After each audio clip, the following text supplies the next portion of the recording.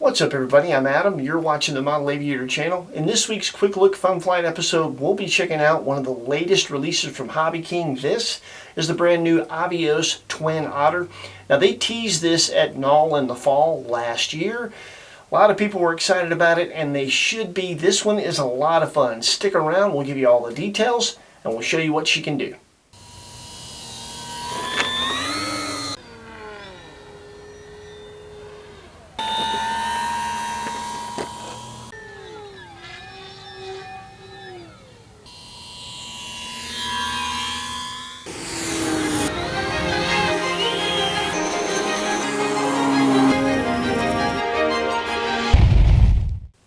This one's not small. It's got a 1600 millimeter or 63-inch wingspan, weighs about 4.5 pounds, maybe a touch over depending on the pack you use, ready to fly. It's not what we consider a park flyer, although it flies slow very well. It's very stable slow. Certainly a skilled, confident pilot will have no trouble flying this in a decent sized park or schoolyard. You just need to be privy to the laws governing flying models in areas like that wherever you live. Now Hobby King sells this as a plug and fly, which means all of the electronics are pre-installed for you. Motors, ESCs, all the servos. You need only choose the radio protocol you're going to use and install your receiver of choice yourself. Obviously a full range receiver is highly recommended. Now this one comes out of the box as a 5-channel airplane with the potential for more. There's a junction box. Quite a bit of this is wide. So you've got elevator, rudder with a steerable nose wheel, ailerons, flaps, throttle control, and there are extra signal wires coming off of the 2 separate ESCs that go into that junction box, so you only need 1 extra channel to program thrust reverse if you'd like to utilize that. Obviously, if you want to use some sort of stabilizer, if it isn't a receiver stabilizer self-contained combination like AS3X Plus, you may need an extra channel to flip through the modes on whatever stabilizer that you choose. And if you're willing to utilize yet another extra channel, you can unplug the ESCs from that junction box, plug those into separate channels in your receiver, do some mixing, and take advantage of differential thrust. We did do that. We'll show you how to do that when we talk about our setup in a bit. Avios elected to go with slightly larger than scale wheels, almost bush wheels if you will. That combined with a lot of prop tip clearance makes taking off and landing from rough surfaces much easier with this airplane. Aiding in that further is a CNC machined aluminum spring-loaded oleo strut up front. That uses a servo saver that's hooked to the steering servo, so even if you smack that in pretty hard and really wrench it around, you won't strip your steering servo. All the servos are 9-gram digital Metal Gear servos throughout the plane. There's a lot of scale details, the molds very well done, a lot of panel lines, corrugation on all the control surfaces. You have pitot tubes, antennas, steps, clear windows, just a lot of really nice touches that really make this airplane look the part, including a day-bright LED set. There are landing lights on either wing panel, LED navigation lights, and a simulated rotating beacon on top of the vertical. Now the control surfaces are very well done. The rudder is pin hinge. The elevator is a combination of foam hinge with CA hinge reinforcement. The flaps are of the slotted Fowler variety, so they have robust plastic hinges. And then the ailerons are a standard foam hinge. I don't really think that's an issue because even under really stressful, aggressive aerobatics, they have to deal with the least amount of stress of all the control surfaces, so that will probably be fine for most people. It is a convenient top loader with plenty of room in that battery bay for even the largest packs recommended. The recommended battery range is 4-cell 2200 to 4-cell 3200 milliamp packs. Each wing panel is easily removable with 2 screws to make storage and transport very simple. Each Avios Twin Otter comes complete with a set of floats with all the necessary brackets and mounting hardware, and it comes with some accessory fences for the horizontal. A lot of people aren't aware that land-based Twin Otters don't utilize these, only sea-based Twin Otters, so it's really nice that you have a choice. There's also some decals to cover up the gaps in that leading edge strip if you're just going to leave the wheels on. It also comes with a couple of little inserts that you can put inside the intakes to give it more scale fidelity, or you can do what I'm doing and just leave them out for more cooling. And finally, you get two noses. This would be a short nose Series 100 Twin Otter, where this is a Series 200 long nose.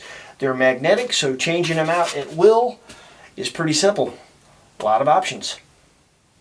When it comes to the assembly, as you can see here, there's a bit more to the part count, and there's a bit more to the assembly of this one than some foamies, but it's certainly not what I would consider hard. The quick setup guide has a QR code, as they all do, where you can scan that to gain access to the online manual. I found that very well written and very helpful. The only little bit of a challenge that I have was just plugging in the rotating beacon light on top of the vertical. Once you get to that point, there's not a lot of extra wire and there's not a lot of room. I had to use 2 sets of needle nose pliers to get that done, but it was no hill for a climber. Other than that, everything went very smooth. If you'd like to see a full detailed assembly, our buddy John over at John VHRC has a very good video on that. We'll put a link in the description if you want to see a full assembly. Check his out. When it comes to setup, the Avios Twin Otter comes with a quick setup guide like a lot of airplanes from Hobby King, and a lot of the pertinent setup information is here, things like CG, control throw suggestions. If you'd like to access more information, you can scan the QR code or download the manual from the website on the sales page for the Twin Otter, and there's a bit more information on setup within the full manual. When it comes to our personal setup, from a mechanical standpoint, we're in the outermost hole on our servo arms and the outermost hole on our control horns for elevator, aileron, and rudder, and that does differ from what the manual suggests. From an electronic perspective, we did adjust our servo travel. We're at 135 on the ailerons, 150 on the elevator, and 130 on the rudder. Our expo settings are 20% for aileron, 25% for elevator, and 40% for the rudder. We're running our CG at 62 millimeters straight back from the flat part of the leading edge of the wing inboard right here. We measure that with the airplane right side up, battery installed, ready to fly. To attain that CG, we're flying with light 4-cell packs, 2200 and 2900 spectrums. This is our battery position to obtain that CG. These are our flap settings, and we have our servo travel set to 145 on the landing flap end of the servo travel to give us more flaps. We fly Spectrum, so we installed an 8-channel AR8360T AS3X Plus receiver in this airplane. We are utilizing AS3X Plus. Here are our settings for that. If you'd like to duplicate that in your Spectrum transmitter, you can pause that and check them out. We utilized an 8-channel receiver specifically to be able to isolate those 2 ESCs and set up differential thrust on our Twin Otter and have a little fun with it. Now, full disclosure, I'm familiar with Spectrum. I am not familiar with other protocols. I'm utilizing an NX8 Plus. I know that what we're going to show you works for DX transmitters, NX transmitters, and IX transmitters.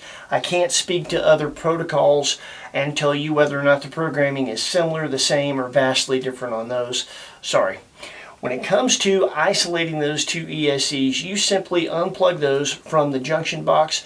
We plugged 2 9-inch extensions into them to make sure that we could reach wherever our receiver position ended up being. And we plugged the right throttle into the throttle port and the left throttle into our aux 2 port.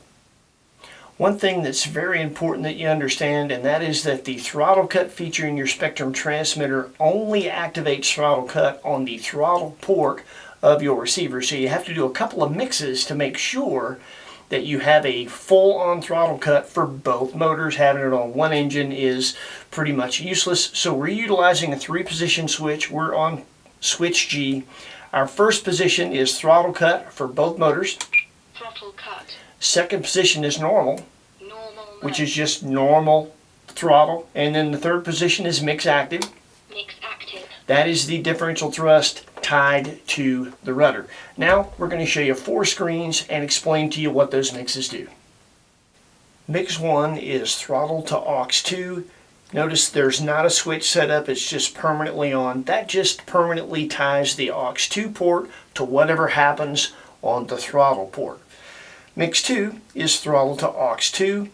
The rates are -100 and the offset is -100. That is in position 2, or our throttle cut position of switch G. That makes sure that the throttle gimbal is not active for either motor. Mix 3 is rudder to throttle, which is just positive 50% rate, no offset, that's position 0, that's our differential thrust position.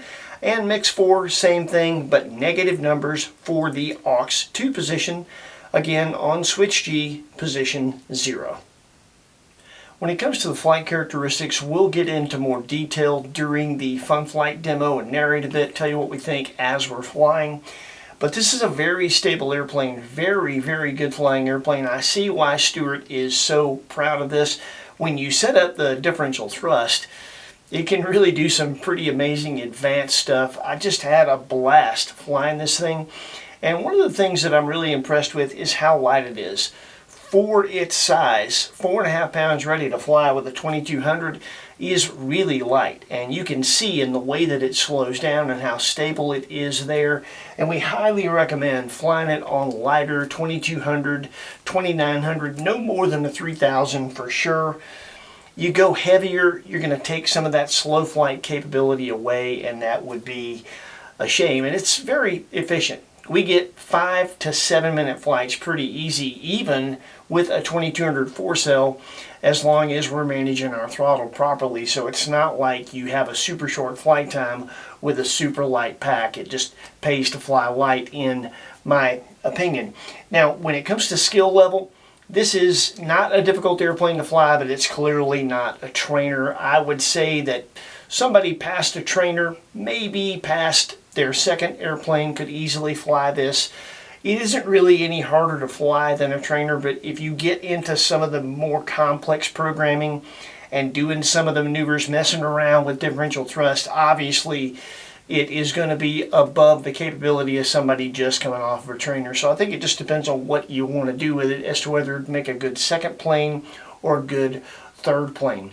When it comes to the price point, $379 is a pretty good deal in my opinion. This is a brand newly designed airplane, a newly tooled mold. That stuff is crazy expensive now. And I think $379 is a pretty smoking deal considering what you get. A lot of options. It comes with floats. It's got lights. It's got a lot of capability, a lot of scale fidelity. And it's just a super fun airplane to fly, so I think it's worth every penny. We'll put some links in the description where you can check this out at Hobby King and get one if you'd like to add one to your hangar. When you go through those links, it lets Hobby King and Stuart know that you like what we're doing, and when you do that, we appreciate it. Thank you very much. We're going to get to the fun flight demo. We've got a good bit of footage for you. Enjoy this. We sure enjoyed flying it. Take care of yourselves. Happy flying. We'll see you next week with something cool with wings.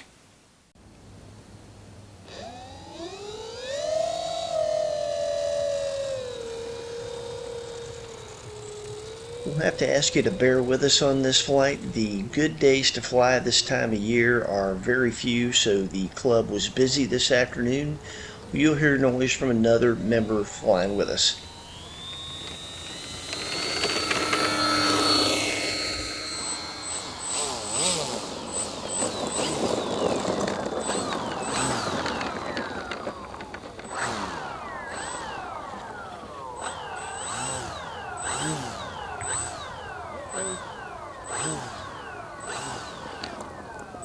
The Twin Otter moves along at full throttle.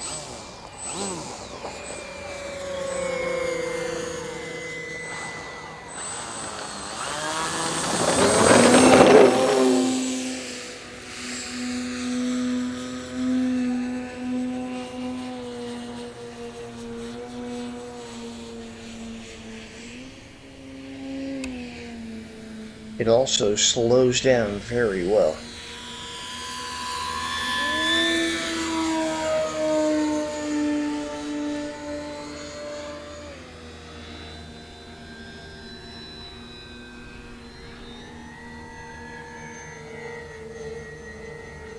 Obviously we added some aileron throw, but that's a pretty fast roll rate for a Twin Otter.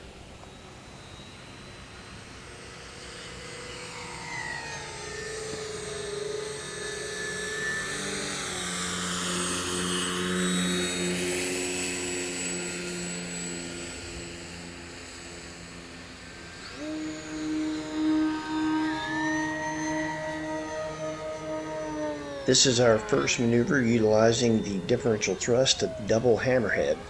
It makes it easy.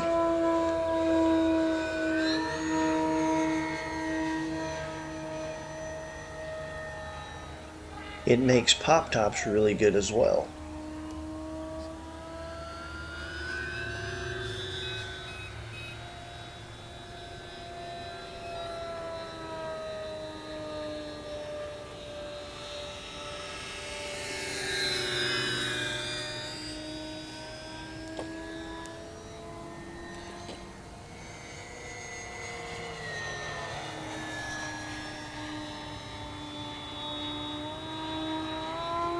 It has a big elevator and a lot of throw, so inverted flight is very easy, and there's plenty of down elevator left over.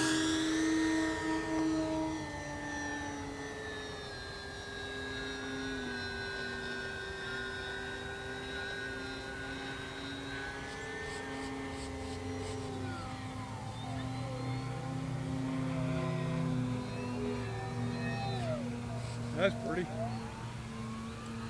Our buddy Bob approves of the inverted flat spin.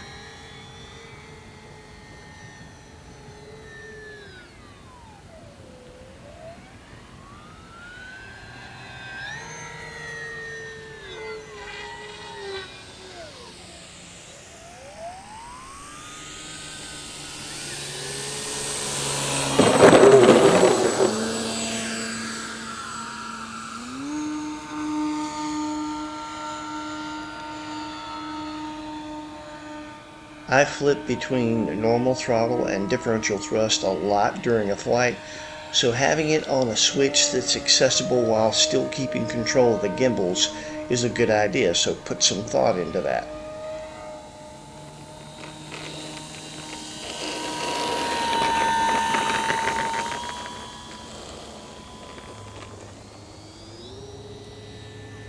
I was messing around trying to get a one-wheeler out of it there. We got a really good one later. We'll show you in some bonus footage.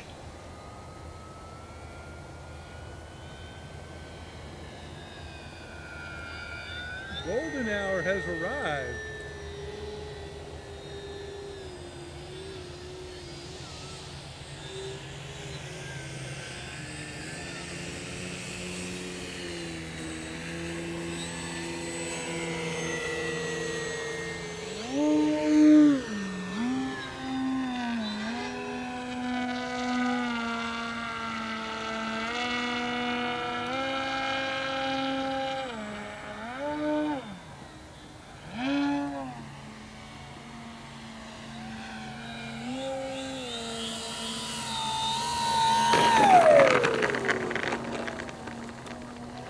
And if you want to take off quick, no problem, and there's plenty of power and climb rate for stuff like that. The Twin Otter has a lot of aerobatic capability. Pretty much any kind of sport aerobatics you want to do are easily attainable stock, and then if you program differential thrust, that opens up even more maneuvers.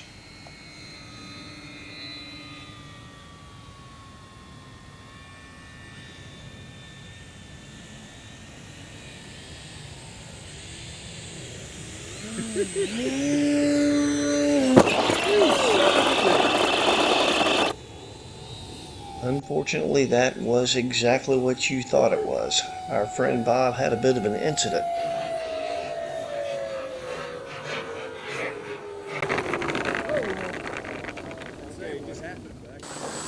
And now we're getting into a little bit of bonus footage for you, obviously. With those big tires, it does excellent off the grass.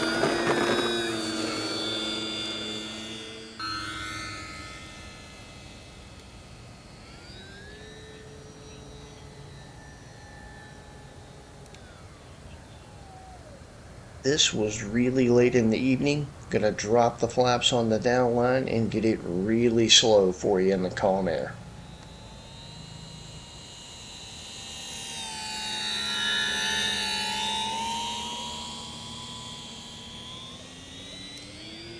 The Twin Otter is super stable, slow.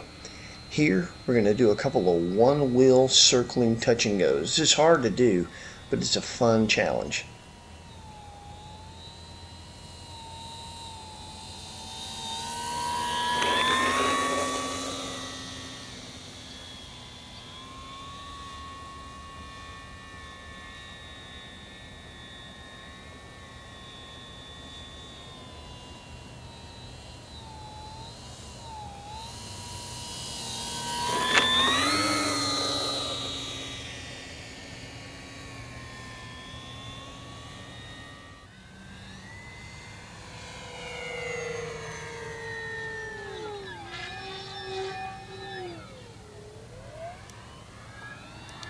And that was another pop top. The lights really pop late in the evening. They are day bright LEDs, and this plane looks so good this time of day.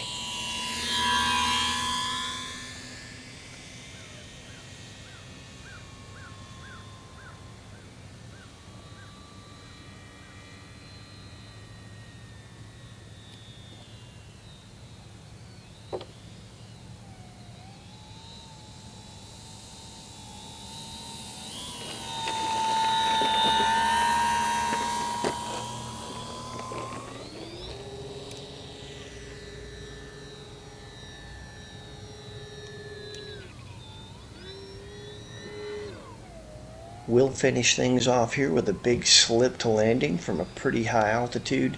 Stewart and Avios have a winner. A lot of airplane, a lot of capability, and a lot of options for the money. That's it for us. Take care of yourselves. We'll see you next week.